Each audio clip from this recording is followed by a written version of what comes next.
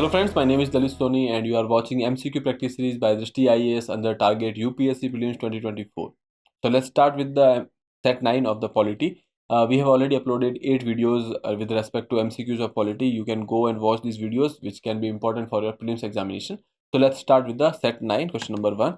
Consider the following statements with respect to National Human Rights Commission NHRC. So when we are talking about the statement 1, the Protection of Human Rights Act 2019 is the act which is saying that there should be at least one woman to be appointed as a member of NHRC. That statement becomes wrong for you, but this particular part is correct. Now second statement is rightly correct, because in same act there are certain qualifications which are given, and the chairperson of the National Commission for the Protection of Child Right has been removed. Now this statement is incorrect because it is not been removed, but they are actually made ex officio, you can say, members of this particular council. Okay, so A would be a right answer. That is only one, because these two statements are wrong.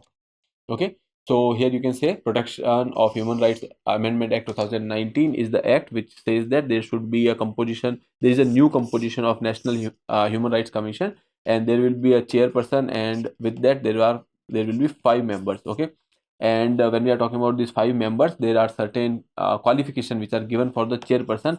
The chairperson should be retired Chief Justice of India or Judge of Supreme Court. And when we are talking about the members can be serving or retired Judge of Supreme Court, or serving or retired Chief Justice of High Courts. And other 3 person, there will be practical experience to these person, and out of these 3 there should be at least one woman member. Okay, so I hope that is clear. When we are talking about the members which are added as ex officio members, that is chairpersons of the National Commission for Backward Classes, National Commission for Protection of Child Right, and the Chief Commissioner for Personnel with Disabilities. Okay, so basically these are the 3 members which are considered to be ex officio chairmen. Okay, now question number 2. Consider the following statement with respect to the Chief Vigilance Officers, CVO. CVO are appointed in the selected department organizations in the union government to look into the vigilance matters. Second statement says the Chief Vigilance Officer constitute an important link between organizations and the organization concerned and the Chief Vigilance Commission. And CVO in the all department and organizations are appointed prior consultation with the commission. Okay, so when we are talking about the statement 1, they are saying that selected department and the organization. Now that is incorrect because it is in the every department. Okay, so that statement is incorrect. Then coming to the next statement, that is the Chief Vigilance Officer constitute an important link between the organization concerned and the Chief Vigilance Commission. So that is correct. Then CVOs in the all department organizations are appointed after consultation with the commissions. Okay, so B would be a right answer. That is only 2. Here you can see when we are talking about these Chief Vigilance Officers, they are extended hands of the Chief Vigilance Commission. So that is why they act as a link between the department and the CVC. And when we are talking about these officers, they are high level officers. They are appointed in each and every department and organization in the union government to assist the head of the department in vigilance matters. Okay, now these CVOs are basically a link, as I told you already. Then there are certain things when we are talking about these appointments. They are appointed with the prior consultation with the commission itself. Okay, and once someone is appointed as a CVO, the same CVO will not be appointed in the same organization again. Okay, so that is a provision you can remember. Then when we are talking about the inquiries which are to be taken place in this particular by these particular officers, so he can conduct an inquiry and investigate the matter and report to the commission. Okay, so that is the job or the function of the CVOs.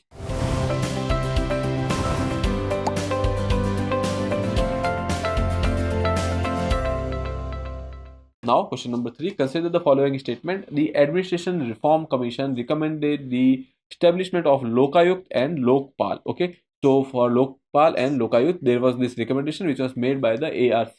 Okay, now second statement says that the inquiry wing of the Lokpal has been vested with the power of a civil court. Okay, now this is also correct. The statement 1, as I told you, it is correct. Now Lokpal can proceed against any public servant suo motu. Now this is incorrect because there are different provision when we are talking about the servants of class A and class B. Okay, and then for the class C and D, there were other provisions in the CVC Act which are given. So here you can see the Administration Reforms Commission ARC of India 1966 to 1970, they have actually given recommendation for setting up 2 independent authorities one at the central level, that is your Lokpal, and one is at state level, that is your Lokayukta. Okay, these Lokpal and Lokayukta will look into the complaint against the public functionaries and redressal of the citizens' governance grievances. Okay, so statement 1 was correct. Now second, when we are talking about the inquiry wing of Lokpal has been vested with the power of civil court. Now this is totally correct, and will have the complete preliminary inquiry and submit a report to the Lokpal within 60 days. Okay, so they will investigate it and submit the report within 60 days. Then you can say Lokpal cannot proceed against any public servant suo motu. Now they cannot go for the suo motu action. What they will do is that they will refer it to, or the complaint will be referred to the CVC, Central Vigilance Commission. Now they will go for, you can say, investigation. Then they will prepare a report and they will send it to the Lokpal in case a person, or you can say the civil servant, belongs to service of group A and B, and if he belongs with the service of C and D, then there was this CVC Act, and accordingly they will take an action. Okay, now moving further, question number 4. A political party is recognized as state party if statement 1, if it gets 4% vote in state, either in Lok Sabha or assembly elections.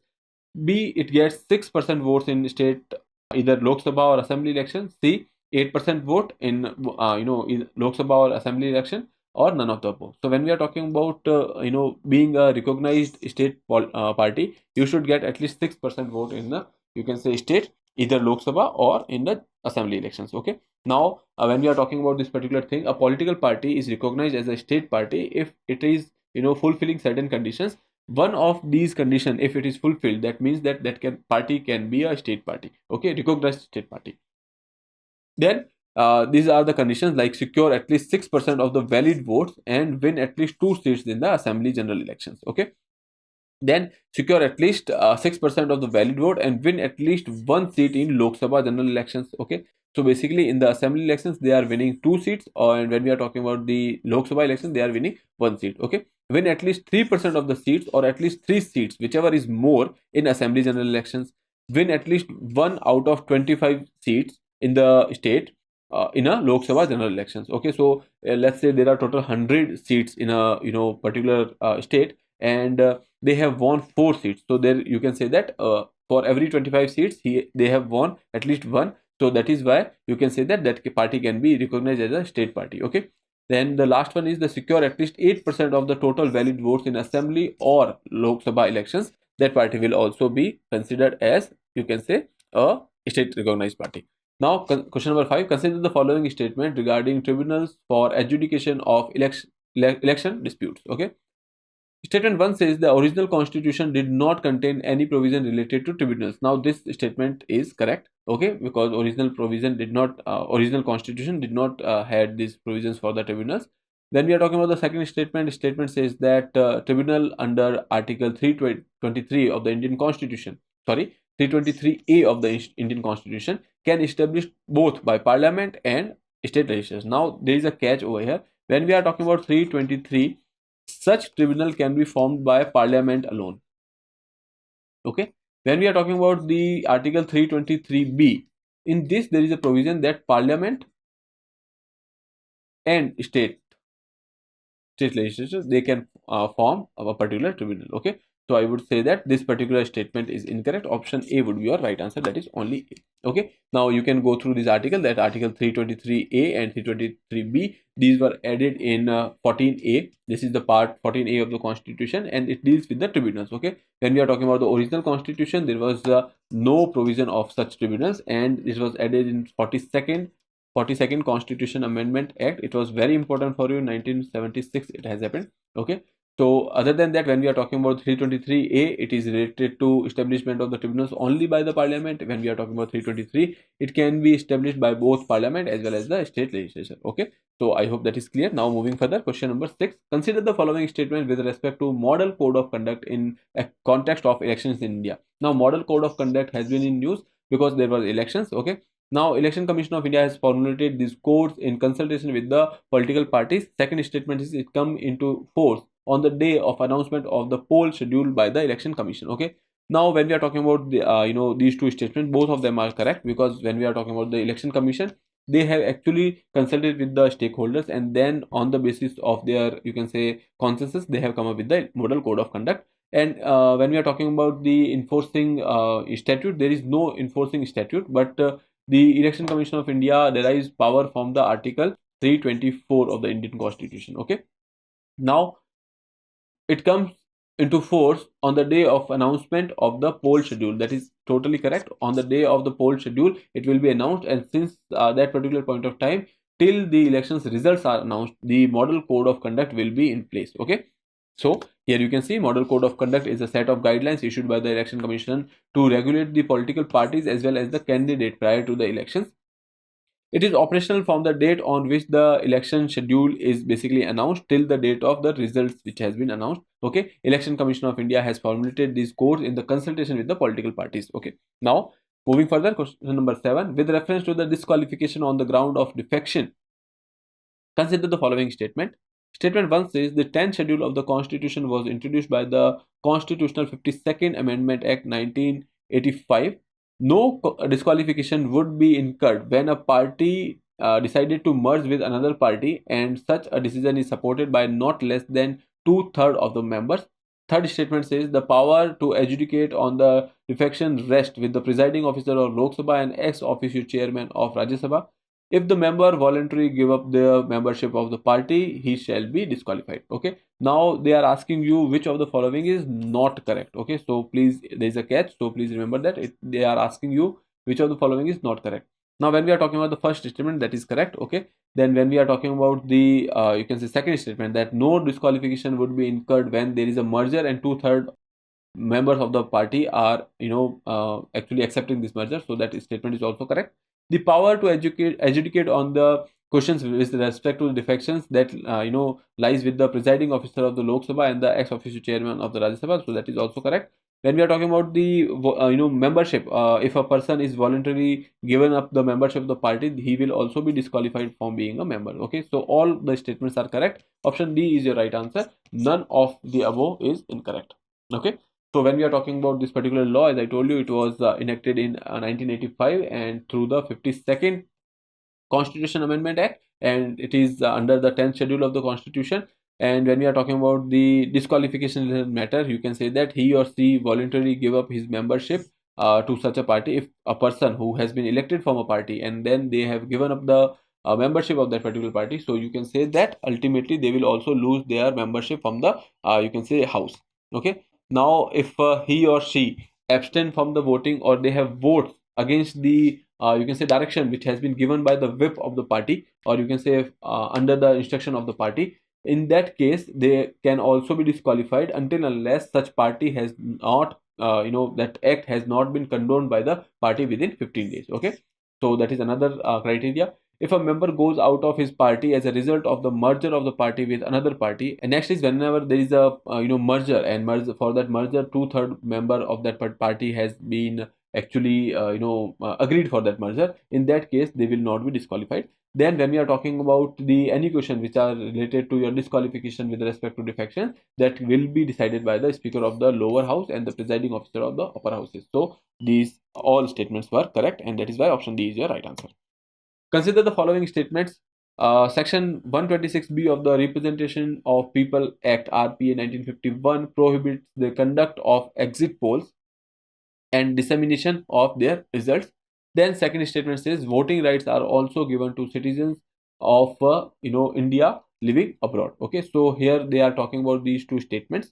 Okay, so when we are talking about the first statement, that is saying that section 126 of the Representation of the People Act 1951 prohibits the conduct of exit polls and dissemination of their results. Now it does not actually you can say prohibit, but there is a particular time for which it is prohibiting. Okay, so that is one thing. Second thing is voting rights also given to the citizens who are living abroad. So later on these rights were given, so option B would be your right answer. Okay, so here you can say section 126 of the Representation of the People Act, they say that 48 hours before the polling ends or the concludes, the display of any election matter on television and similar apparatus is you can say prohibited. Okay, so that is the thing which section 126 is telling you. And When we are talking about this section 126, it is not applicable on the print media, news portals, and the social media. Now, when we are talking about this 126A of RPA, they prohibits the conduct of exit polls and dissemination of the results during the period mentioned, this particular period of 48 hours. For that, they have said that there cannot be an exit poll. Afterwards, there can be. Okay. Now, coming to the next part, that is Article 325 of the Constitution ensures universal suffrage and provides no person will be ineligible for inclusion in or to claim to be included in the special electoral roll on the ground of religion, race, caste, or sex. Okay, that is Article 325. So basically, you can see the Article 325 provides for the universal adult suffrage. And then when we are talking about the voting rights of the people who are living outside India, okay, for them in 2010 it has been allowed. Okay, so such people who are living outside India, or you can say abroad, they will also have voting rights provided they are citizens. Okay, consider the following statement. Statement 1 says the nominated member of the house becomes disqualified to remain a member of house if he joins any particular political party after election. Okay, so that is first statement. Second statement is that an independent member of the house becomes disqualified for being a member. Okay, so basically here they are saying that an independent member of the house becomes disqualified after being a member if he joins any political party after expiry of the 6 months from the date on which he has taken the seat in the house. Okay, now when we are talking about these two statements, they have exchanged the, you can say, provision over here. Okay, when we are talking about this nominated member, he can be a member of a particular political party within 6 months of his you can say nomination.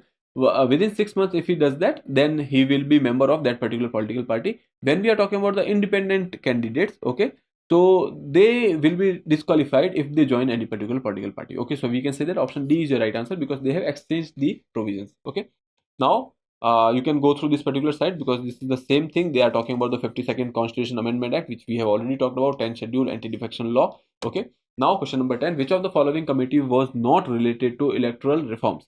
Jaya Prakash Narayan Committee, Tarkunde Committee, Indrajit Gupta Committee, 1998. So you have to choose the correct committees. They are asking you which are not related to electoral reforms. So none is your answer because all three committees are basically related to your electoral reforms. Here you can see Jai Prakash Narayan committee was there in 1974, and this committee has recommended that there should be 3-membered election commission and voting age should be reduced from 21 to 18 years. Okay, then Tarkunde Commission, which is basically there was in 1975, and it is also saying that election commission should be a 3-membered body and voting age should be 18 years. And then when we are talking about the other recommendation, that was related to the formation of the voters council for as many as constituencies possible for the conduct of the free and fair elections. Other than that, there was this Indrajit Gupta committee 1998. Okay, so this committee was related to the state funding of the elections. Okay, so I hope this is clear. Option D is your correct answer. Now there is a question for your practice. Consider the following statement. Representation of the People Act RPA 1951 provides administration machinery for conducting elections. RPA 1950s deal with the registration of the political parties. RPA 1950 provides for the allocation of seats in the House for the people and in the legislative assemblies and the legislative council of the states. How many of the above statements are correct? So you can attempt this question and answer in the comment box. With that, I would like to take your leave. Thank you. For more informative content, like, share and subscribe, and do not forget to press the bell icon to get the notifications.